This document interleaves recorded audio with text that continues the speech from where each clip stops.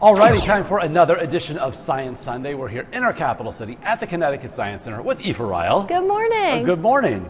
So what do you have set up for us today? We're in forces in motion. Yeah, I thought it would be an apt place to talk a little bit about some forces, and also we have the wonderful ceiling height in our galleries.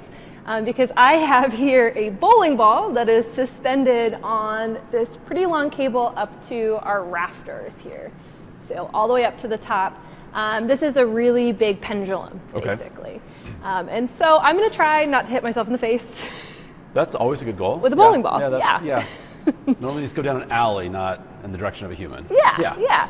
I figured we use my face. I know you probably have to do the weather later, so I don't. That. There's makeup for that. Yeah. So I'm going to hold this right up to my nose. I'm going to step back a little bit so I'm not on the path. Not in the firing range. And then I'm going to release it without giving it a push. And I'm going to stand still. And you'll notice, do you see it shorten there? Yeah. Phew. So because this is a pendulum, every swing is actually going to get a little bit lower and a little bit lower. So that pendulum obviously is subject to gravity, air resistance, the friction on those points. So every swing is going to get a little bit lower and a little bit lower, which is good for me because if it got higher, it would go from just touching my nose to, smacking me in the face. Your face would be in trouble. There we go. Every single time, though, I feel like I'm about to get hit in the face. But it's science, so you should have faith in that it's not going to hit you in the face. In physics. Yeah, we love physics. Yes. So something you can try with maybe a smaller pendulum at home.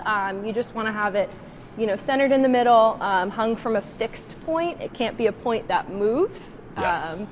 And then this is something you can try. And it's something you should also remember when you're holding it in front of your face and you release it, you're releasing it without giving any pressure to it. Yes, if you give it a push, it will have enough force to come back a little bit higher. So you're literally holding it and releasing it, and go. then letting gravity and all the other forces do their thing. Yeah, good tip, thank you. Yeah. We'll get some letters.